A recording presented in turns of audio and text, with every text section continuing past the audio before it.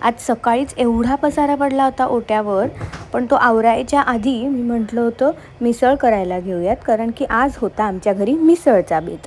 त्यामुळे सगळं सामान अनुज घेऊन आला होता. बरेच दिवसात मिसळ केली नव्हती म्हणून ठरवलं होतं आज फायनली करूच्यात, कारण आम्हाला दोघांनाही ती खूप आवडते. ओके झाली होती, खरंच सांगते, काही खूप छान नव्हती झाली. आणि मग मिसळ खाल्ल्यावरती बटरस्कॉच आईस्क्रीम, ते पण अमूलचं, जे आमच्या दोघांचंही फेवरेट आहे, ते खाल्लं. संध्याकाळी माझ्यासाठी चहा केला आणि रुमीसाठी साबुदाण्याची खीर केली. पहिल्यांदाच मी तिला देणार होते. तिला साबुदाणा प्रचंड आवडतो, म्हणजे ॲटलिस्ट खिचडीत तरी, म्हणून मग म्हटलं खीर द्यावी.